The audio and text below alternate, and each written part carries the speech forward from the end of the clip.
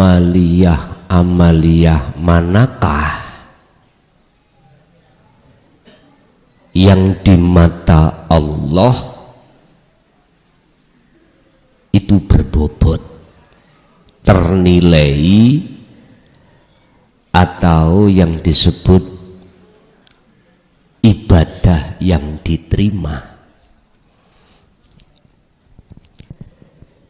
Di dalam ayat itu tidak disebutkan perincian satu persatu, tidak. Cuman Allah dawuh qala innama yataqabbalullahu minal muttaqin. Sak temene amaliyah sing diterima dening Gusti Allah yaiku amaliyah sing disarengi cahaya makrifat dhateng Gusti Allah, yang di dalam ayat itu disebut muttaqin. Amaliyah yang bersumber dari satu hati manusia yang dalam keadaan bertakwa.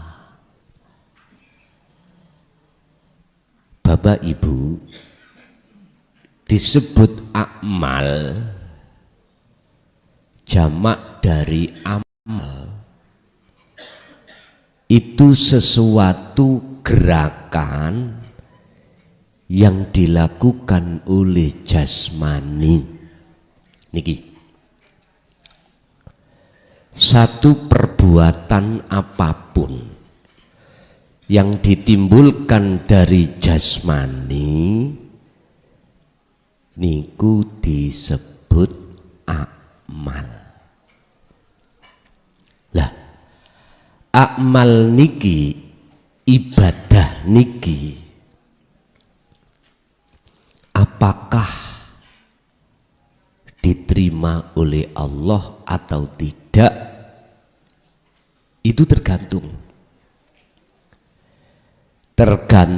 ahwal keadaan ruhaniyah jenengan kali kula. Lah, keadaan ruhaniyah semua manusia itu maceme wonten kalih.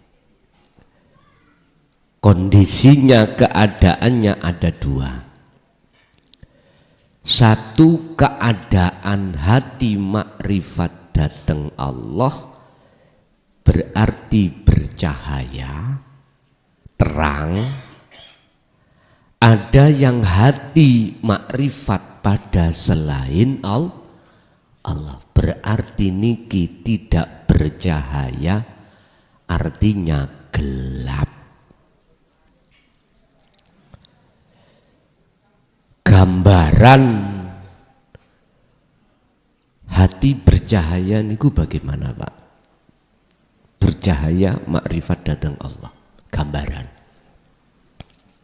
sederhana. Sing sapa wonge tatkala amal ruhaniyah iku munculnya mingkol bin zahidin, hati yang condong terhadap Allah. Cara Qur'ane ini wajhatu wajhiya, menghadap wajahnya Allah.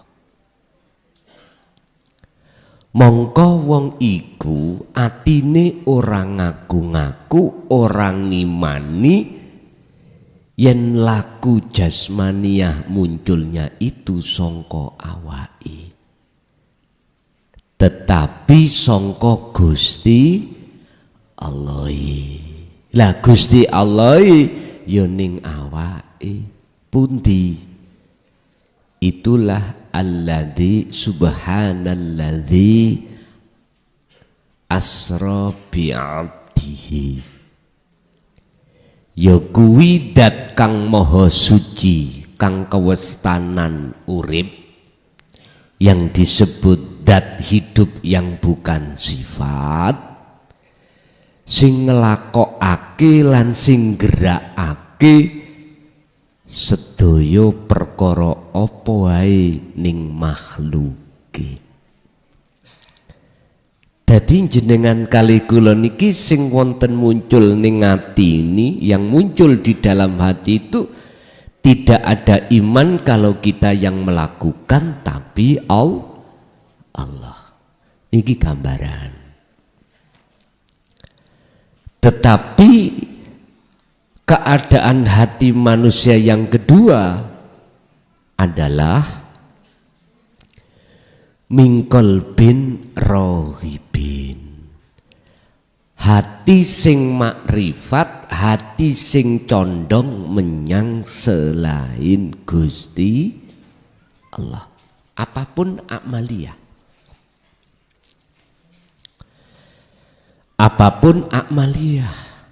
baik di dalam waktu sholat maupun di luar aktivitas sholat, semua itu disebut amal, dan itu menjadi ibadah penyembahan si kawula menyang Gusti,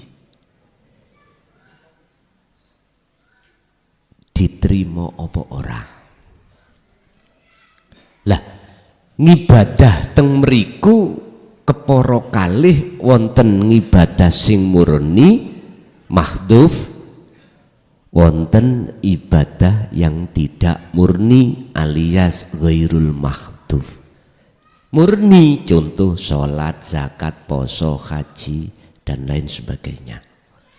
Yang tidak murni kita kerja, kita makan, kita minum, kita bersosialisasi pada masyarakat.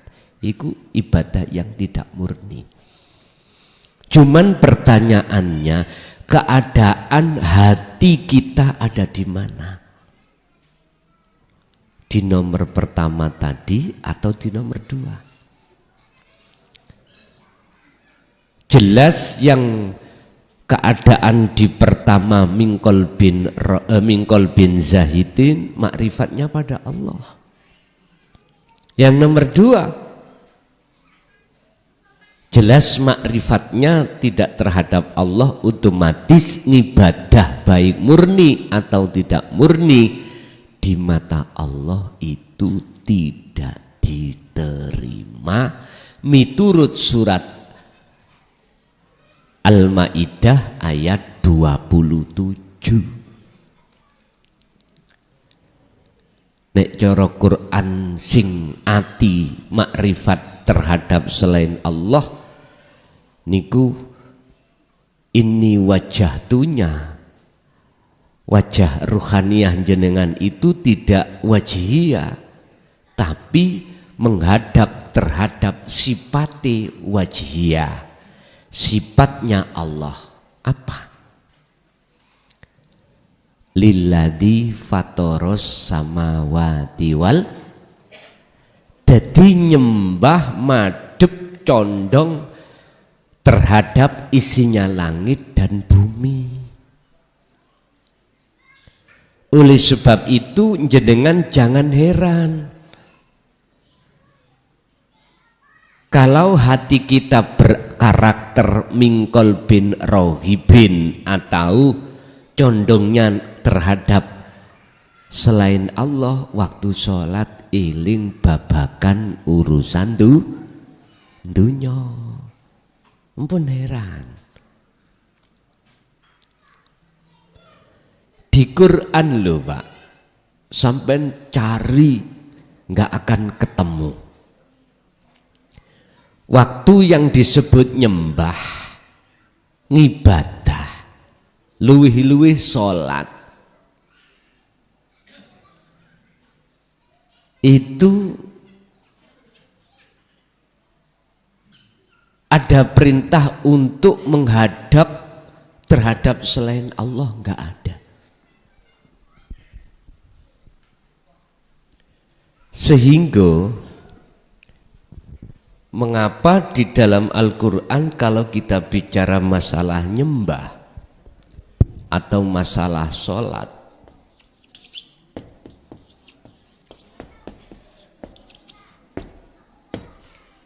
itu kalimah koma, bukan kalimah fa'ala. Ada apa?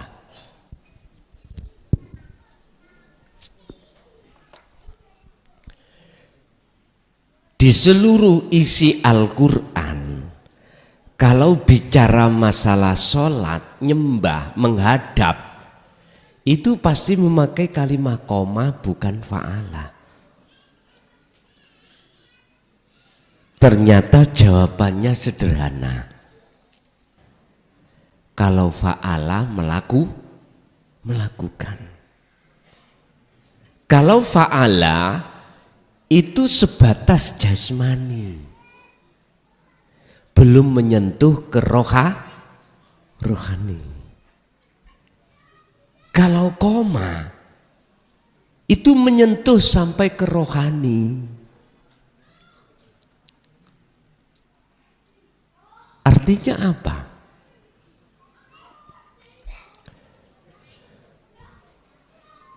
Manusia wajib, khususnya umat Islam yang sudah mukmin, itu ketika dia melakukan sholat wajib ketemu Allah, wajib bertemu Allah, wajib makrifat dateng Gusti Allah. Lah inilah sebab mengapa kita umat Islam, karakter kita ruhaniah ini hanya memakai fa'ala prakteknya. Karena memang terbatas, sangat terbatas. Pengajaran tentang koma, pengajaran tentang dinut tauhid itu disampaikan. Akhirnya kita sebagai umat menengah ke bawah, pengetahuan tentang koma, sholat yang bisa makrifat pada Allah itu minim dan tidak mengerti.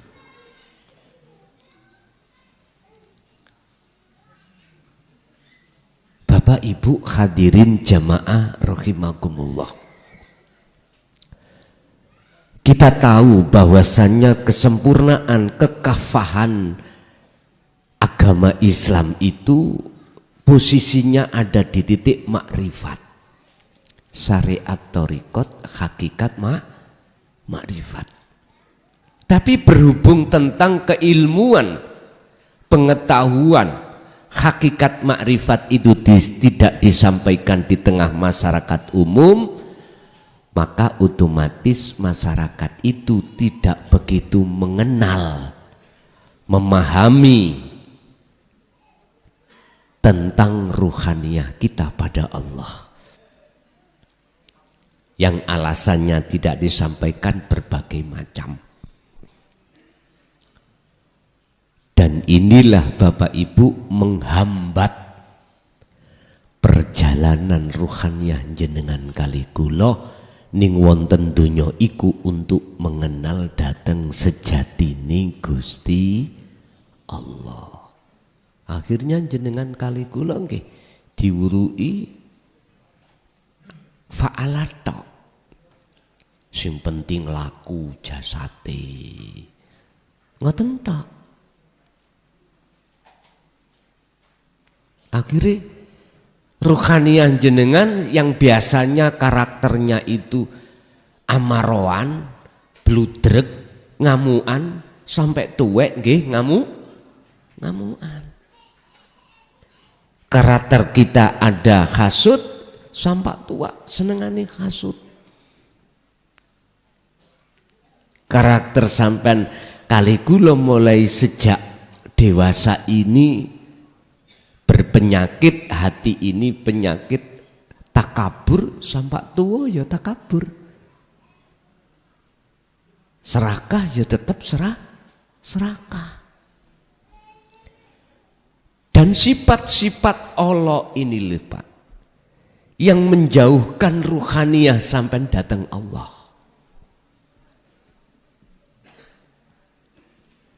Mula sangka iku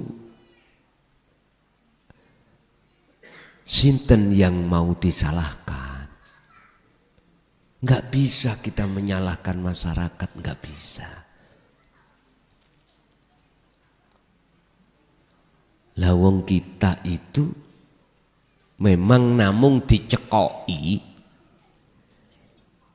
hanya dididik tentang ilmu akmal, ilmu jasmani, ilmu syariat saja. Akhirnya nggak bisa untuk kita mencapai target di dalam sholat makrifat datang Allah mboten saged. Padahal Allah jelas mengatakan waqumu lillahi qanitin ay khashi'in. Jagalah sholat itu dalam keadaan hatimu khusyuk pada Allah. Makanya kalau dalam pengajian-pengajian syariat mana bahas tentang sholat khusyuk? Boten. Paling bahas kewajibane, syarat, rukune, lak ngoten nggih. Tidak sama sekali menyentuh ke ranah ruhaniyah kita untuk kekhusyuan datang Allah, mboten wonten. Terus dibuat apa Qur'ani? Lah nikilah kesadaran pada saat itu di tengah-tengah masyarakat mboten wonten, memang karena masyarakat itu sendiri kita dididik hanya sebatas ilmu syariat, tidak diajarkan tentang ilmu kaweruh atau ilmu hakikat. Niki persoalannya. Pun kembali kepada materi. Mana dan bagaimana caranya akmaliyah ini hati jenengan bercahaya? Bagaimana caranya? Pun dalu niki malam ini kula buka tanpa ada tebeng aling-aling. Saya minta kula suwun dateng panjenengan kali kula bila mana. Ada kalimat saya yang menyinggung perasaan jenengan. Sebelumnya kami mohon maaf. Sebab saya hadir dari Mojokerto ke Ngawi niki tidak punya sedikit pun hati untuk menyinggung boten. Saya hanya introspeksi diri saya pribadi.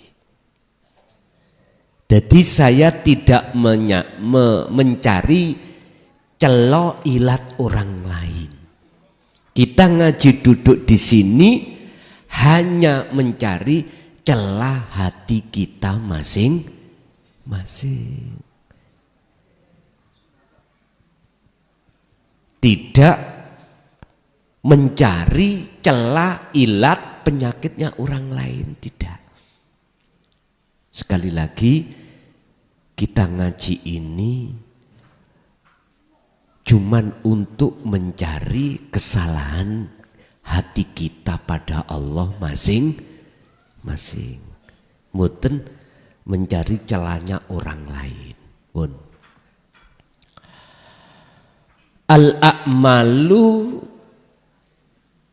utawi setiap amaliyah apa wae napa mawon iku suwarun qaimatun ka ono gunane. Nyun sewu mpun ditingali dari pandangan kacamata syariat makalah ini. Jangan dilihat dari kacamata syariat fisik, jangan.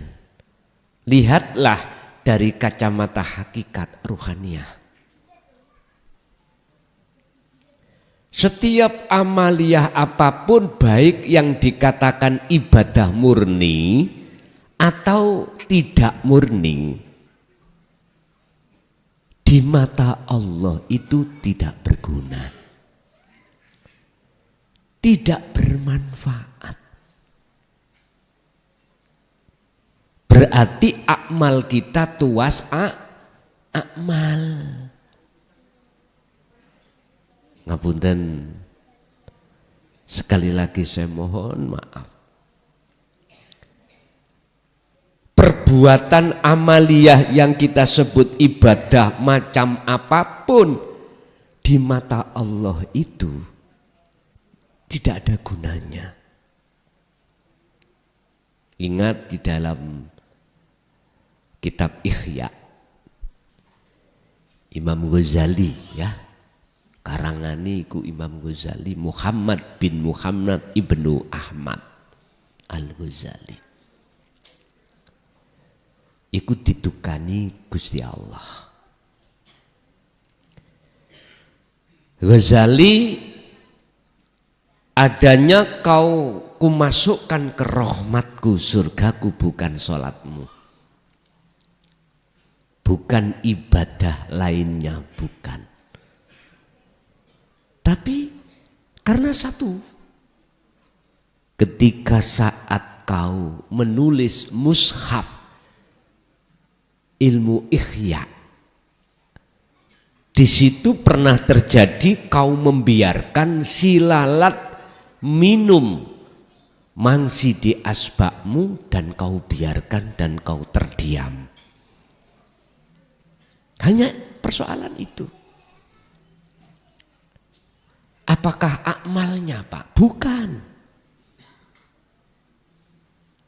Tetapi saat itu karena beliau Imam Ghazali ruhaniyahnya itu makrifat dateng Gusti, tidak melihat makhluknya lalat, tidak melihat dirinya si Imam Ghazali itu yang melihat.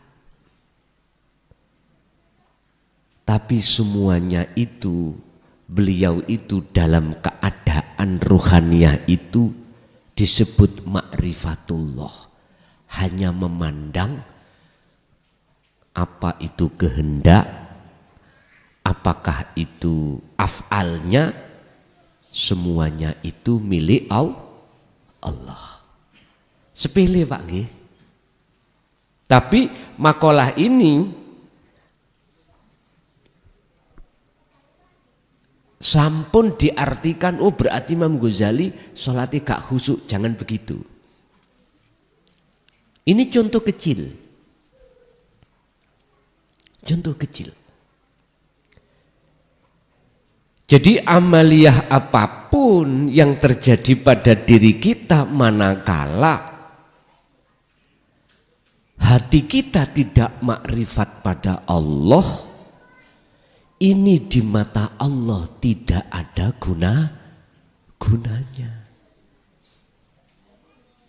Otomatis kalau kita tidak makrifat Allah, tidak bertemu Allah, dikatakan kita bertemu selain Allah. Makanya bab ibadah niku wonten macem-macem Pak. Ada kita itu ibadah, ngelakoni perkara, iku ning ati isih ana pingin dilihat orang. Kita masih pingin diwahkan orang lain. Ada makom seperti itu. Ada makom kita di mana ketika ngibadah apapun, hati kita masih menghadap selain Allah, yang disebut karena pahala, karena surga, biar dijauhkan dari siksa api neraka. Padahal semua itu juga makhluk. Ada yang seperti ini makom, sudah enggak ingin dipuja orang, diwahkan orang, tapi di dalam hati kita masih terbesit pengharapan supaya dimasukkan Allah dalam surga. Padahal surga ya makhluk. Jadi ketika sholat itu mbayangno Ka'bah, Pak. Ka'bah ini Mekah nih kalau.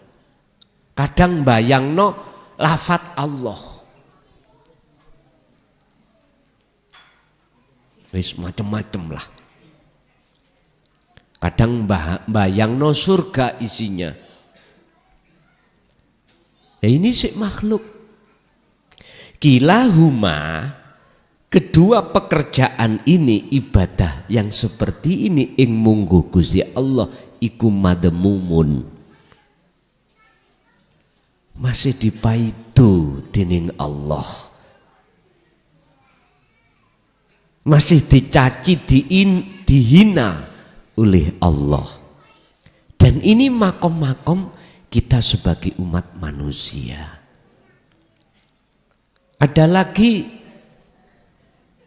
makom manusia di mana ketika ngibadah itu antara 1 dan 2 makom ini sudah ditinggalkan. Lepas sudah. Apa?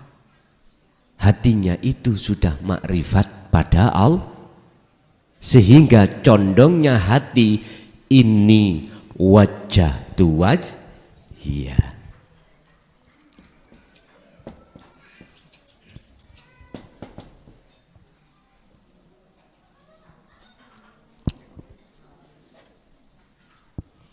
Keliru sepidol Pak niki Pak.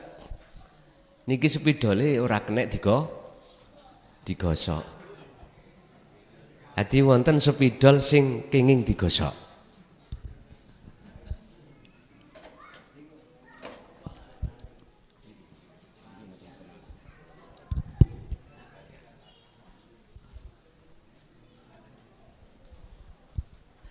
Ada seseorang wajahnya itu menghadap sejatining Allah disebut wajah Allah. Ada seseorang itu wajah rohnya itu menghadap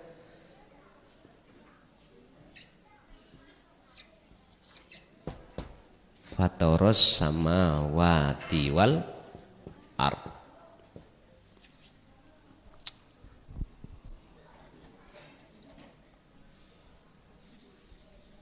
Podo gak kena.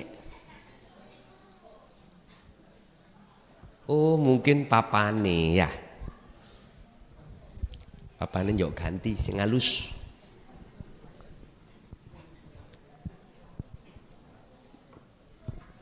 Ini Allah nyatakan di dalam surat Al-An'am ayat 79.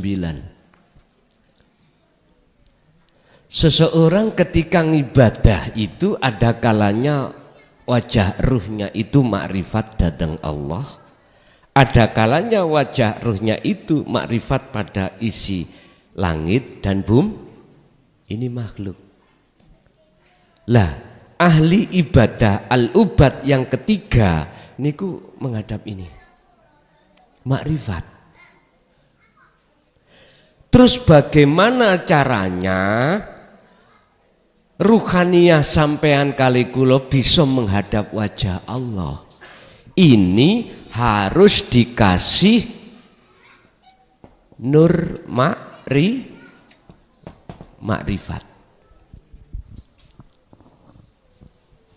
Terus bagaimana caranya hati jenengan ini ada nur makrifatnya? Pun setiap amaliyah apapun itu enggak ada gunanya di mata Allah apabila ketika jasmani melakukan ibadah tapi ruhani jenengan menghadap makhluk. Bagaimana caranya ibadah jenengan itu di mata Allah itu bernilai ibadah yang diterima. Tadi surat Maidah ayat 27 Allah katakan innama yataqabbalullahu minal muttaqin. Ini potongan ayat. Iku mengkisahkan antara Qabil dan Habil. Sesungguhnya amaliyah yang diterima oleh Allah hanyalah amaliyah yang didasari hati yang bertakwa. Hati yang bertakwa adalah hati yang bercahaya makrifat. Sekarang pertanyaannya, bagaimana caranya waktu ngibadah hati jenengan ada cahaya makrifat? Gampang nek ngomong. Shallu ala Nabi Muhammad. Tapi ingat, sampai belajar ibaratnya wong ngomong anak ada burung di atas kira-kira 10 meter. Ngomong gampang, bedil nih kalau gampang kena 10 meter. Andai kata jenengan tidak sebelumnya latihan bedil, ora iso. Ngomong gampang 10 meter. Coba jenengan mulai kecil nggak pernah megang bedil, disuruh bedil. Bedil manuk ae lho, gak usah bedil api, gak usah. Nek bedil api tambah wangel karena ada getaran. Dengan getaran itu akhirnya nggak fokus. Bener kaitannya harus dikeker. Oleh karena ada getaran berarti senjata, terus efek peledak amunisi, akhirnya goyang. Nggak percaya, jajal. Masalah kula dhisik nggih pun latihan ngoten niku. Nek bedil manuk mboten sepinten, tidak getaran gak sepiro. Iku kalau kita tidak latihan terlebih dulu susah, Pak. Susah. Sama. Semuanya ngomong gampang, Pak.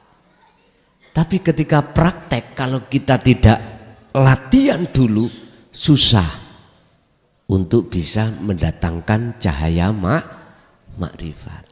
Pun sekarang malam ini kula ngomong gampang supaya jenengan-jenengan cek mboten merasa berat dalam latihan. Pun bagaimana caranya hati jenengan itu selalu cahaya makrifat itu datang menyala, lebih-lebih ketika saat ibadah. Sebab apapun jagate dunya iki, apabila tidak ada cahaya terjadinya gelap gulit. Wong Jawa ngarani peteng dedet. Pun mungkin di Ngawi dulu pernah tahun 6 berapa gunung pundi meledos ndadekno weteng. Siang-siang padahal matahari nggih muncul. Gunung napa? Krakatau apa gunung ndi Pak niku? Nek Mojokerto terjadi. Wong kula sik cendil. Nggih medal sengenge niku. Tapi nggih peweteng dedet. Berarti cahaya makrifat di hatiku selalu dinyalakan Allah. Iya. Berhubung banyak mendungnya, kabute akhirnya jagate ati ya melo peteng. Kalau gelap nggih nabrak-nabrak jenengan. Tidak tahu mana jalan yang terang, mana jalan yang benar dan tidak, pasti tidak tahu wong gelap ya Pak. Gini ajalah sampai nanti habis pulang ngaji masuk kamar lampune pateni jret peteng dedet sampean mencicilo. Ketinggal garwa sampean ndelojor mboten. Mboten ketinggal. Kita tidak akan pernah bisa melihat apapun di depan kita. Ibaratnya seperti itu, Pak, keadaan jagate hati kita. Jagate hati sampean kali kula niki tanpa batas, Pak. Nek donya berbatas, nggih masjid ae ono batese. Kalau jagatnya hati tidak terbatas. Lho iku lho gelap. Akhirnya nggih penduduke nggih deladap. Oh, bahasa Indonesia deladap. Melaku kesasar-sasar itu namanya deladap. Bingung, namanya bingung. Ya seperti itu. Terus pertanyaannya, bagaimana cahaya makrifat di dalam hati jenengan itu tidak terpengaruh dengan keadaan mendung-mendung iki? Mendunge kudu diilangi, hijabe kudu ilangi. Yang bisa menghilangkan cuman Allah. Nurun ala nurin yahdillahu linurihi mayyasha. Allah hanya menghendaki hamba, yang hamba itu cahaya makrifatnya itu bisa merubah seluruh kahanan gelap menjadi terang. Hanya hamba yang dikehendaki. Siapa hamba yang dikehendaki? Hamba sing gak ngomong tok, tapi hamba juga melakukan. Untuk di situ apa yang harus kita lakukan? Pun sampai catet, kayak modal sampean sowan ing ngersane Allah. Wa arwahuha wujudu siril ikhlas. Akmal iki, Pak, ibadah iku kudu sampean kasih roh, harus sampean kasih nyawa.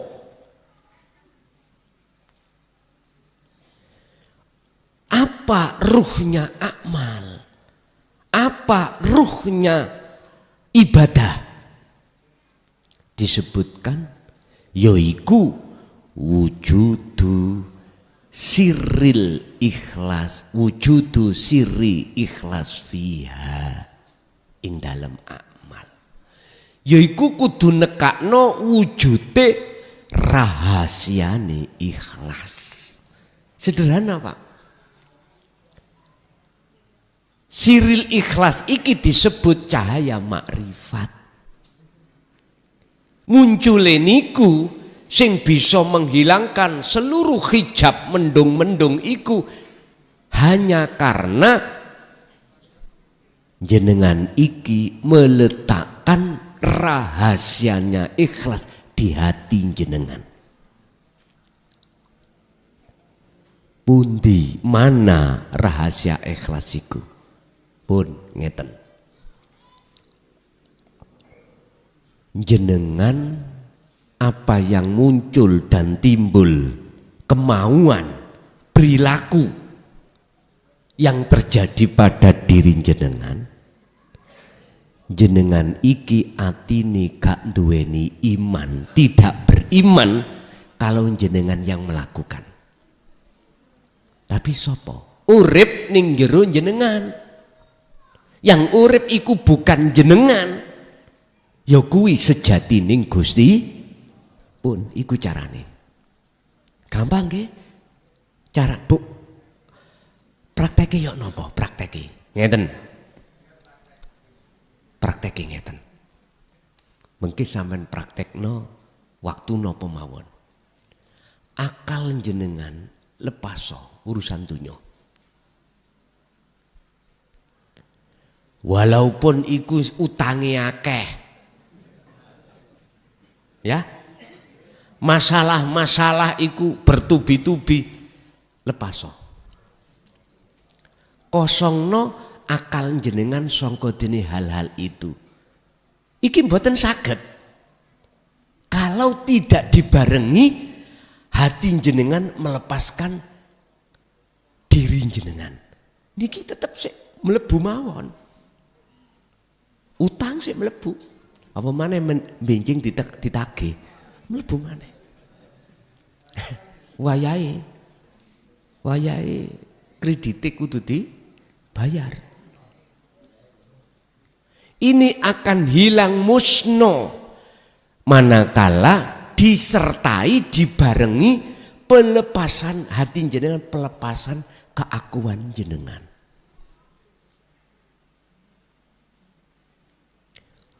Wa idh qala Musa liqaumihi, tatkalane Nabi Musa rawuh di tengah-tengah kaume, Nabi Musa dawuh, ya qaumi, he kaumku, innakum sak temene sira kabeh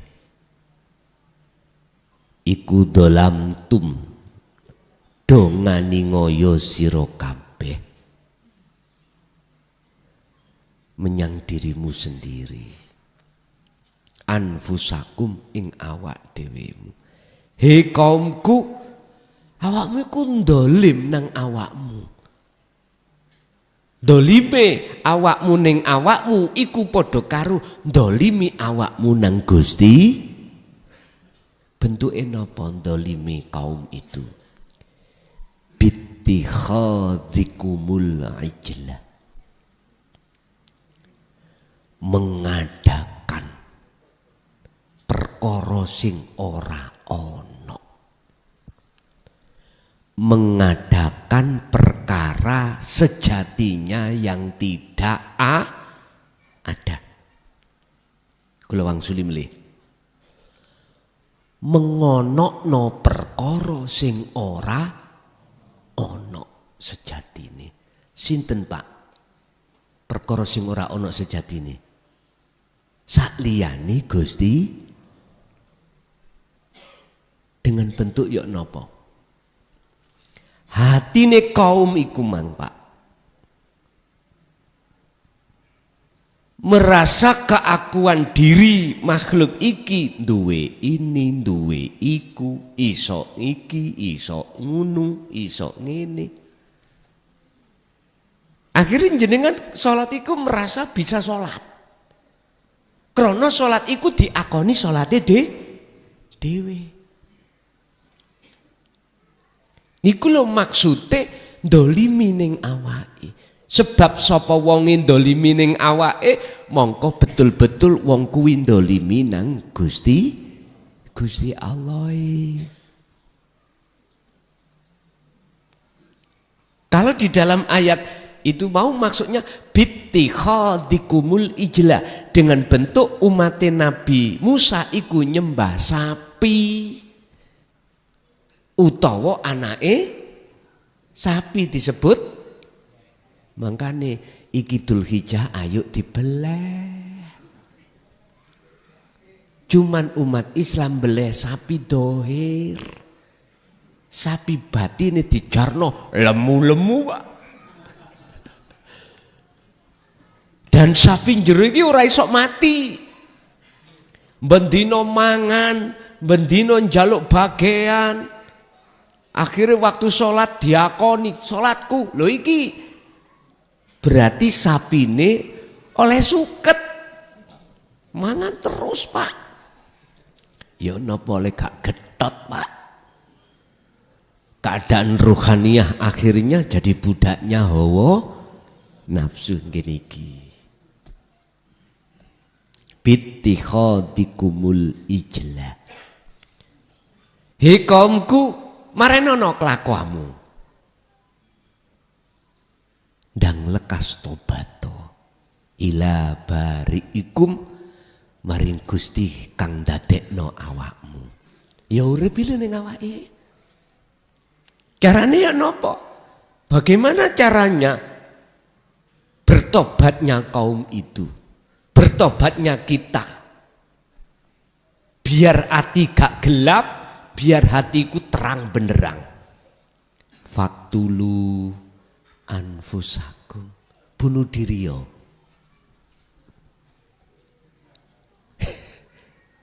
Mbun dimaknani teko ngaji mulih gantung. Wah, soro iki.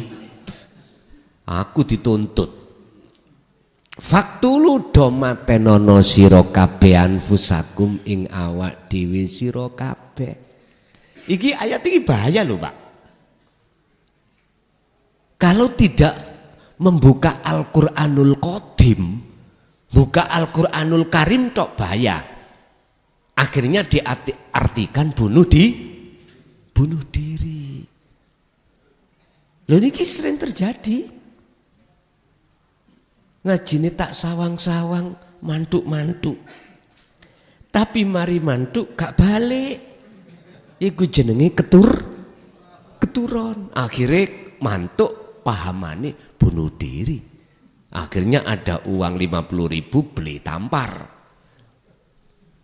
Peneret wis terus Gusti tobate carane bunuh diri. Wah, payah iki. Gini loh Pak maksudnya ayat. Faktulu anfusakum iku dalam hati jenengan lepasen rasa pangrasa keakuan kita sebagai makhluk yang bisa menjalankan, dilepas. Terus tetapkan dalam hati jenengan urip iki sing duweni peran. Allah ini yang melakukan. Bahasa sederhana, gerak sampean kali kula sebab digerakno Gusti. Lah Gusti Allah iku ning awak sampean.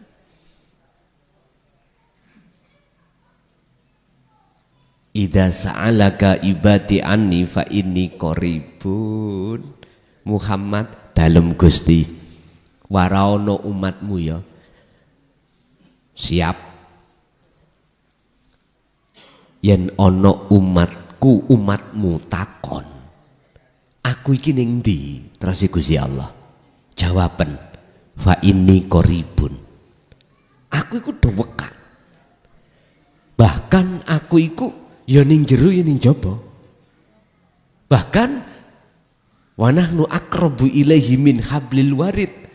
Lebih dekat dari urat leher. Waran ngono mat. Iki Gusti Allah sing dawuh. Sendika dawuh. Akhirnya nggih diwarai. Tapi ana golongan entah niki kula mboten saged mikir, Pak. Sing ngomong ini, Kanjeng Nabi dulu nggak ngajarno masalah ilmu hakikat makrifat. Dan niki Pak, gak ngajarno tentang Gusti Allah iku ning ndi. Nyun sewu miturut ayat ini rinio tak culek motomu. Ngapunten. Andai kata Gusti Allah, andai kata Rasulullah tidak mengajarkan, toh gak mungkin akan muncul ayat ini yang menjelaskan bahwasanya Allah itu dekat. Entah kula mboten saged mikir. Kono sing wani-wani nentang ayat ini sehingga masyarakat dikon ngomong, "Apa jare sing ngecat Lombok mesti ndodeng ndukur, doding ke atas." Rumangsamu Gusti Allah angkruk-angkruk nuk mendung ngono ta. Gusti Allah iku dekat, Nger. Dekat, bahkan dekate iku luwih idek, lebih dekat dari urat leher. Bahkan surat Al-Hadid Allah katakan wal awwal wal akhir wal dhahir wal batin. Gusti Allah njaba jero. Wa qala aidan kuwatah ayat-ayat yang menjelaskan tentang Allah itu Tidak hanya dekat, bahkan lebih dekat. Innallaha bikulli syai'in muhit. Ada ayat yang mengatakan bahwasanya Allah itu meliputi atas segala sesuatu. Wih, sok ndodeng ndukur. Gusti Allah ning ngarepe lho. Umpama banyolan ngene. Gusti Allah iku muring-muring. Umpama kula ngomong, Gusti Allah yang menguasai arsana akan mengijabahi penjaluanmu. Umpama Gusti Allah umpama banjol. Besi mesu mbok nian. Aku iku nek ngarepmu iki lho. Lapo ndodeng ndukur. Ngono, umpama guyon. Tapi Gusti Allah iku Maha Pengampun. Mengapa kita tidak tahu? Karena mata hati kita masih gelap. Tidak ada cahaya makrifatnya. Terus bagaimana cahaya makrifatnya itu mencorong hati sampean di setiap aktivitas atau disebut ibadah? Carane sederhana, Pak. Wis. Akal iki lepas, Pak. Sangka dene urusan dunya. Akal iku akan bisa lepas dengan urusan dunya manakala disertai dengan pelepasan hati sangka pengakuan makhluk sing duwe ini sing duwe itu, yang bisa ini bisa kalau itu nanti sudah jenengan terjadi pelepasan sing mesti itsbat apa? Ketetapan hakul basiroh apa? Keakuannya Allah urip iki sing bisa ini bisa itu, punya ini punya itu. Nek ati sampean wis ana kene, mongko sing terjadi ning ati sampean adalah maknyes rasa damai. Ala bidzikrillahi tatmainnul qulub. Ngene iki sing disebut dzikir niku. Yang disebut dzikir yaitu ada satu kesadaran mutlak dalam hati sampean kalau selain Allah itu tidak bisa opo-opo, nggak punya opo-opo. Karena status kita itu tidak ada. Makanya perkara yang tidak ada itu mesti gak bisa opo-opo, yo gak punya opo-opo. Ini nek kurang jelas yo mbur estu lho ya.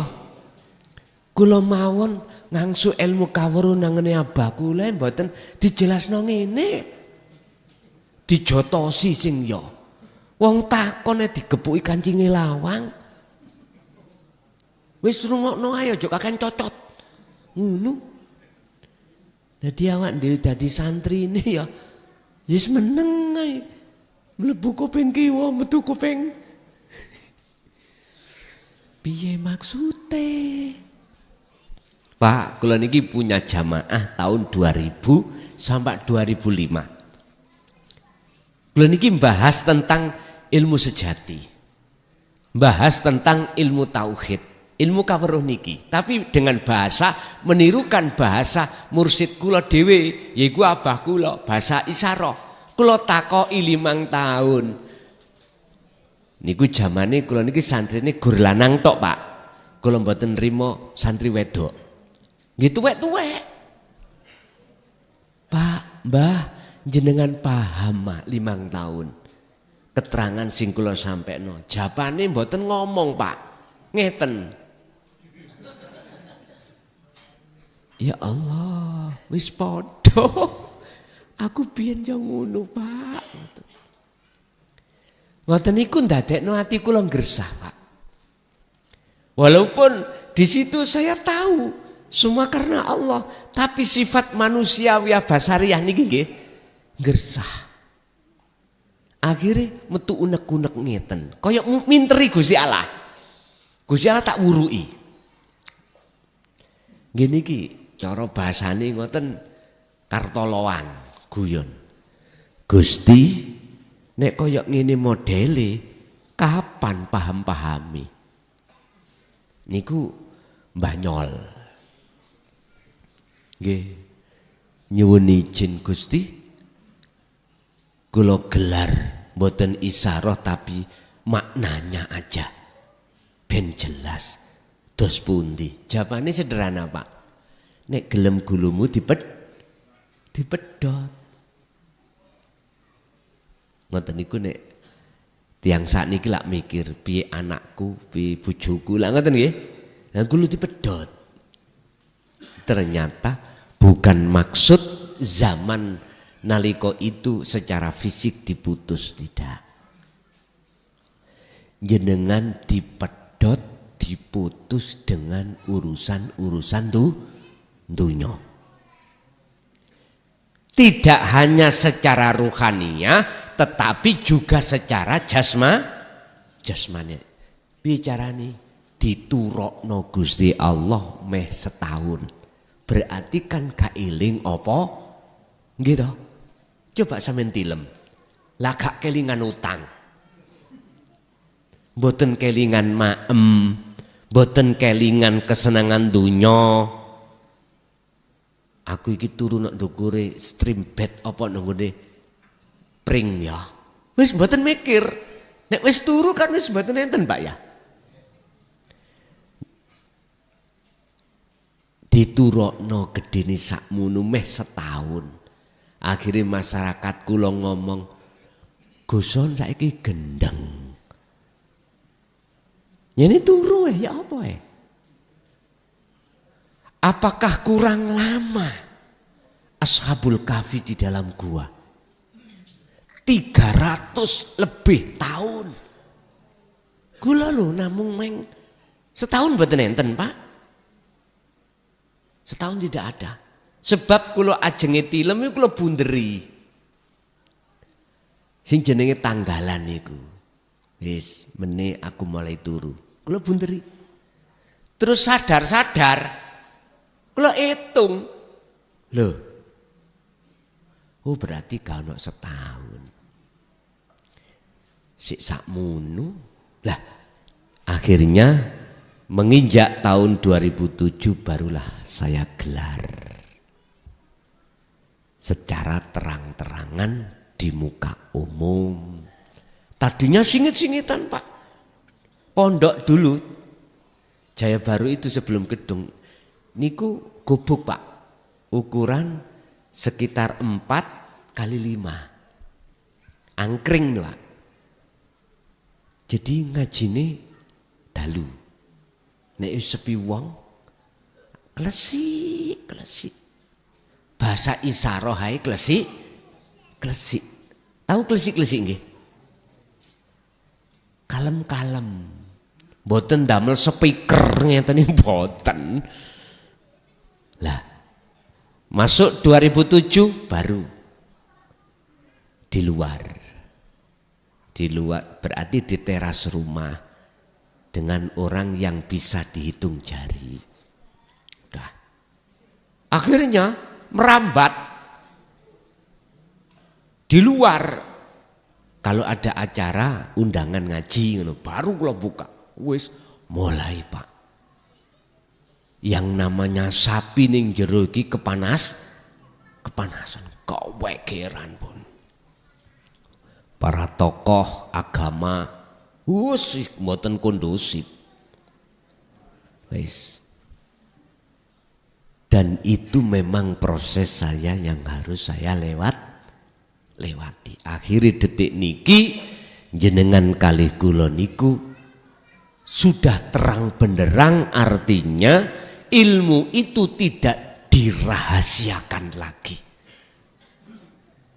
Munculnya wahyu huwallazi arsala rasulahu bil huda wa dinil haq liyudhirahu 'ala dini kulli walau karihal musyrikun. Walaupun di tengah masyarakat yang mencaci Rasulullah, menghina Rasulullah, dicaci maki karena ajaran itu, tetap beliau sampaikan. Ajaran yang mana? Bil huda wa dinil haq, aidinu tauhid, yaiku ilmu sejati. Wong Ngawi paham ilmu sejati. Ilmu yang mendidik rohaniah kita menjadi hati yang berbudi luhur. Kalau bahasa Quran, hati yang berakhlak ilahiyah, hati yang dapat pancaran cahaya makrifat. Bun.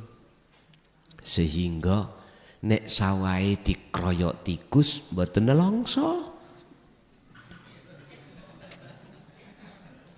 Sebab sing ngongkon tikus ya Gusti.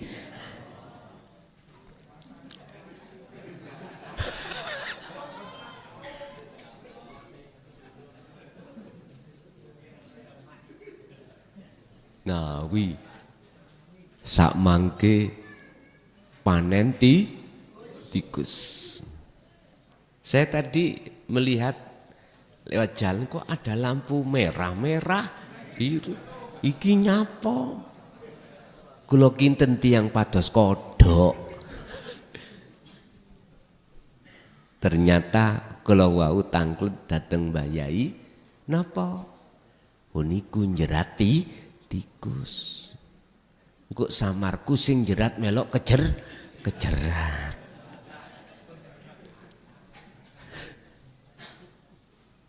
Pak nyun sewu, mengapa itu harus diterjadikan Allah? Iki, ayo diurai. Mengapa itu harus diterjadikan Allah?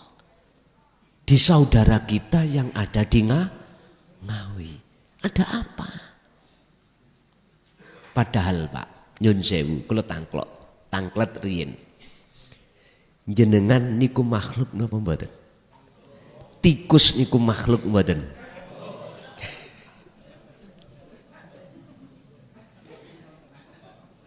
Pun ayo bahas ilmu sejati nggih.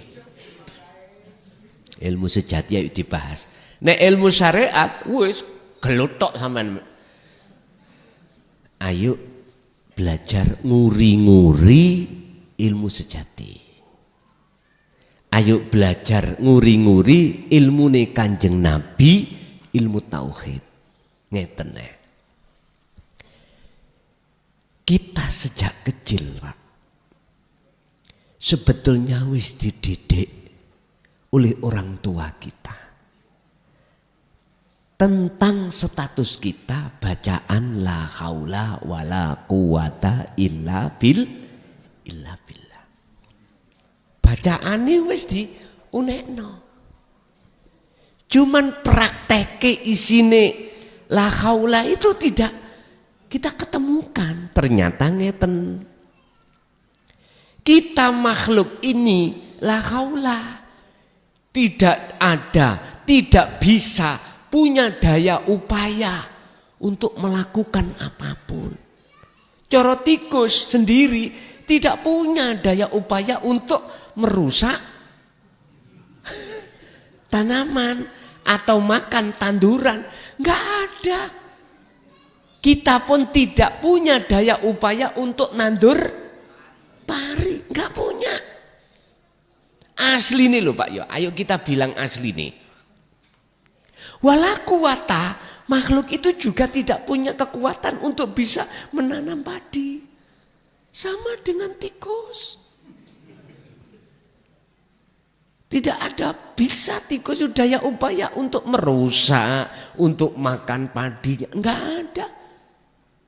Bila mana itu terjadi semata-mata ilabil. Karena hidup, karena urip. Baik yang ada pada diri kita, makhluk manusia, ataupun di makhluk tikus.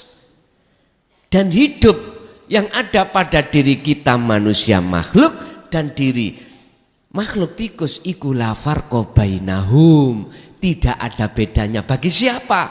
Bagi syuhudul wahda fil kasroh, bagi hati ruhaniyah yang sudah mengesahkan Gusti Allah. Bagi yang belum bisa mengesahkan, tidak bisa Pak. Maka gak salah bagi kita yang belum mengesahkan terus pasang setrum. Gak salah bagi kita yang belum mengesahkan sampai pada keesaan Allah. Nyun sewu Pak. Napa? Diubupi apa itu? Belerang dan sebagainya. Dengan harapan cek metu terus digaya pu ilak ngoten nggih, mati. Nyemprot wereng. Mboten salah. Niku memang hukum syariat. Tapi iki gak mari, Pak. Isoke mari yo nopo? Isoke mari. Situk jawabane. Ojo dipateni tikus iku. Ojo gregeten atimu ambek tikus. Ridho ikhlas kuwi menyang gesang. Carane opo?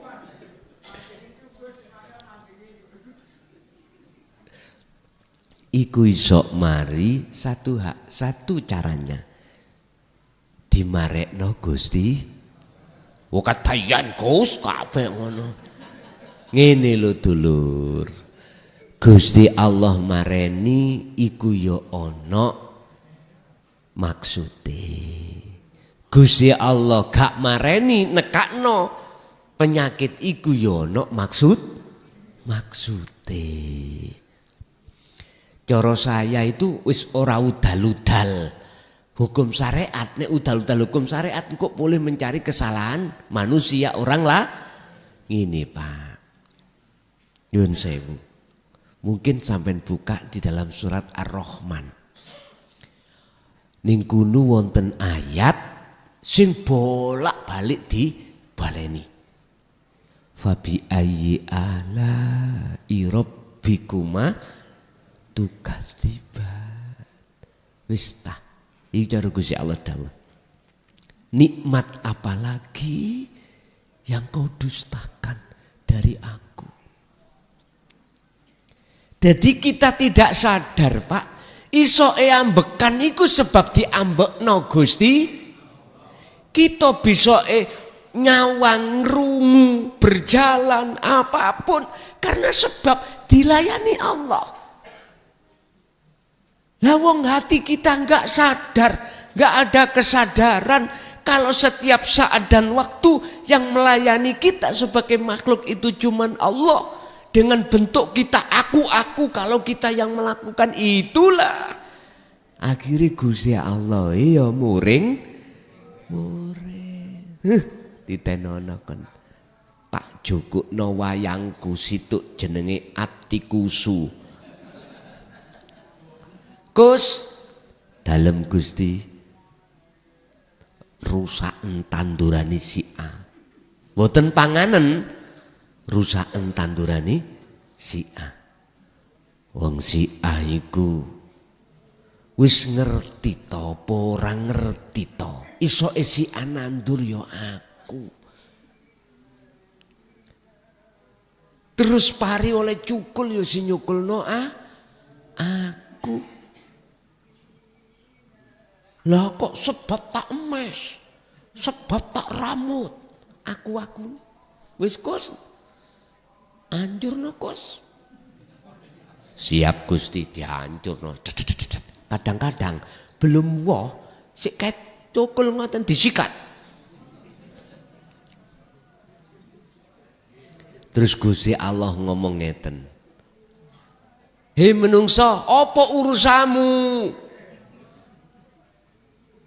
Apa urusamu aku ngerusak iki? Wong iki ya barang-barangku. Lah ngoten nggih. Awakmu ya wekku. Pari ya wekku. Tikus ya wekku. Awakmu kate ngamuk-ngamuk iku urusanmu apa? Walillahil masyriq wal maghrib.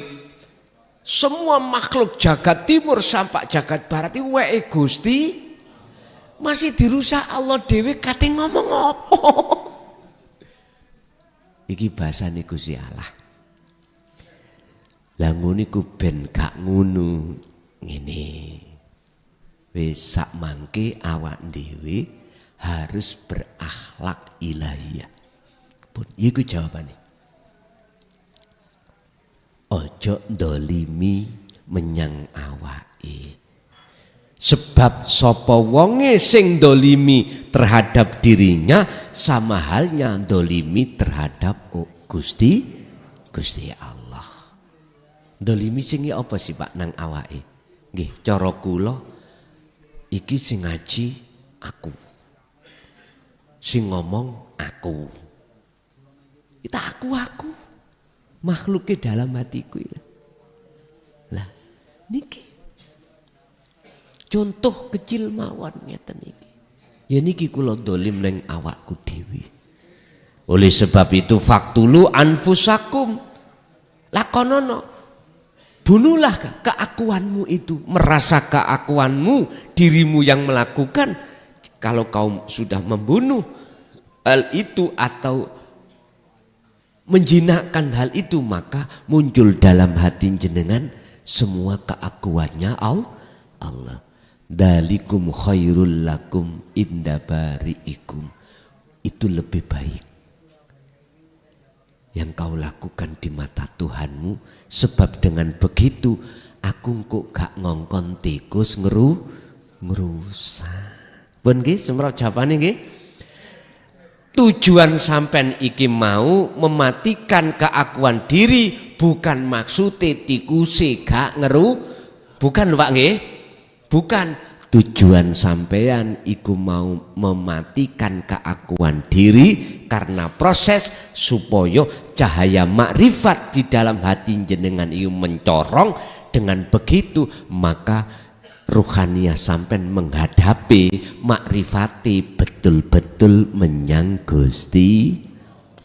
Sebab nek wis kaya ngono mongko tutupan ayat yang terakhir Al-An'am ini ditutup wama ana minal musyrikin, dan saya tidak termasuk orang yang mendolimi diri sendiri. Saya tidak termasuk orang yang menyekutukan Allah. Saya bukan termasuk orang yang menduakan Allah dengan yang lain. Tapi kalau wajah tune awak dewi madhep samawati wal ard, maka manafinya tidak ada. Akhirnya artinya dan saya termasuk orang yang menyekutukan Allah. Sampai benjut ya ora iso teko makrifat itu. Cahaya makrifat ora iso teko. Akhirnya ruhaniyah sampean kali kula kegolong ruhaniyah yang gelap gulita. Fi qulubihim maradun fazadahumullahu marodo, yaitu hati yang berpenyakit. Akhirnya riya muncul, takabur muncul, hasud muncul, apapun sifat-sifat yang jelek itu muncul Pak. Niki mesti wong iki nek mati akhirnya suul khotimah. Bismillahirrahmanirrahim. Tapi kalau hati sampean sudah betul-betul wajah tu wajia, mesti sedone husnul khotimah. Gak ate amin ya wis mesti. Wis mesti. Niki ilmu sejati, ilmu kaweruh, ilmu tauhid itu memakai hukum pasti. Mboten memakai hukum insya Allah, mboten. Kalau kita masih di syariat, hukumnya harus insya Allah. Bila mana Allah menghendaki, ya mesti terjadi. Kalau tidak menghendaki, ya tidak. Lah, berarti di antara dua hukum iya atau tidak kita belum tahu. Karena hukum nek Allah ngersakno ya terjadi, nek ora ya ora. Makanya mboten angsal, tidak boleh kita yang bersyariat itu memakai hukum pasti, nggak boleh, harus insya Allah. Nggih, Bapak Ibu hadirin, kesimpulannya muncul cahaya makrifat dalam hati sampean harus ikhlas. Carane muncul ikhlas, hati sampean tidak merasa jenengan yang melakukan. Sapa? Ya Gusti Allah yang melakukan. Barulah itu ikhlas. Sak temene gak rumangsa melok duwe, ya ora rumangsa iso agawe. Baru itulah akan muncul ikhlas. Bapak Ibu hadirin jamaah rahimakumullah, materi sudah kusampaikan yang berjudul A'maliyah yang bercahaya. Itu tadi ayatnya surat Al-Maidah ayat 27 ya. Sesungguhnya ibadah amaliyah yang diterima oleh Allah, ibadah yang bersumber dari hati yang bertakwa. Lah bertakwa itu bersumber dari 3 hal: ilmu, amal, istiqomah. Ini namanya takwa. Ilmu yang dimaksud adalah ilmu sejati, ilmu tauhid, ilmu yang mengajarkan hati untuk mengesahkan Allah. Amal ini adalah praktek, istiqomah terus menerus, barulah muncul cahaya makrifat atau ikhlas.